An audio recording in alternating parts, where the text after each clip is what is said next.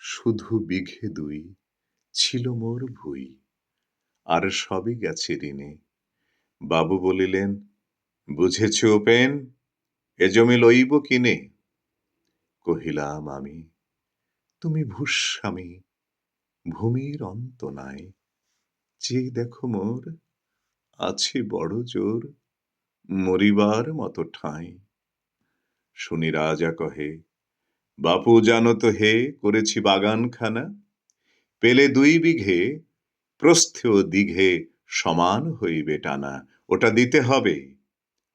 কহিলাম, তবে বক্ষে জুড়িয়া পানি, সজল চক্ষে করুণ রক্ষে গরিবের ভিটেখানি। সপ্তপুরুষ যেথায় মানুষ, সে মাটি সোনার বাড়া। দৈন্যের দায়ে বেচিব সে মায়ে, এমনি লক্ষ্মী ছাড়া। আঁখি করি লাল, রাজা ক্ষণকাল রহিল মৌন ভাবে। কহিলেন শেষে ক্রূর হাসি হেসে, আচ্ছা সে দেখা যাবে। পরে মাস দেড়ে ভিটে মাটি ছেড়ে বাহির হইন পথে। করিল ডিক্রি সকলি বিক্রি, মিথ্যা দেনার ক্ষতে। এ জগতে হায় সেই বেশি চায়, আছে যার ভুরি ভুরি। রাজার হস্ত করে সমস্ত কাঙালের ধন চুরি। মনে ভাবিলাম, মোরে ভগবান রাখিবে না মোহ গর্তে। তাই লিখে দিল বিশ্ব নিখিল 2 বিঘার পরিবর্তে। সন্ন্যাসী বেশে ফিরি দেশে দেশে, হইয়া সাধুর শিষ্য। কত হেরিলাম মনোহর ধাম, কত মনোরম দৃশ্য। ভূধরে সাগরে বিজনে নগরে, যখন যেখানে ভ্রমি। তবু নিশিদিনে ভুলিতে পারিনে সেই 2 বিঘা জমি।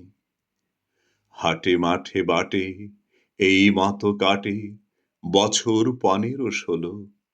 একদিন শেষে ফিরিবারে দেশে বড়ই বাসনা হলো। নম নম নম সুন্দরী মম জননী বঙ্গভূমি। গঙ্গার তীর স্নিগ্ধ সমীর, জীবন জুড়ালে তুমি। অবারিত মাঠ গগন ললাট, চুমে তব পদধূলি। ছায়া সুনিবিড় শান্তির নীড়, ছোট ছোট গ্রামগুলি। পল্লব ঘন আম্র কানন, রাখালের খেলা গেহ। স্তব্ধ অতল দিঘি কালো জল, নিশীথ শীতল স্নেহ। বুক ভরা মধু বঙ্গের বধূ, জল লয়ে যায় ঘরে। মা বলিতে প্রাণ করে আনচান, চোখে আসে জল ভরে। 2 দিন পরে দ্বিতীয় প্রহরে প্রবেশিনু নিজ গ্রামে। কুমোরের বাড়ি দক্ষিণে ছাড়ি, রথতলা করি বামে। রাখি হাট খোলা নন্দীর গোলা, মন্দির করি পাছে। ত্রিশাতুর শেষে পৌঁছুনি এসে আমার বাড়ির কাছে। ধিক ধিক করে শতধিক তোরে, নীলাজ কুলটা ভূমি। যখনই যাহার তখনই তাহার, এই কি জননী তুমি? সে কি মনে হবে একদিন যবে ছিলে দরিদ্র মাতা, আঁচল ভরিয়া রাখিতে ধরিয়া ফল ফুল শাক পাতা। আজ কোন রীতে কারে ভুলাইতে ধরেছ বিলাস বেশ। 5 রঙা পাতা অঞ্চলে গাঁথা, পুষ্পে খচিত কেশ। আমি তোর লাগি ফিরেছি বিবাগী, গৃহহারা সুখহীন। তুই হেথা বসি ওরে রাক্ষসী, হাসিয়া কাটাস দিন।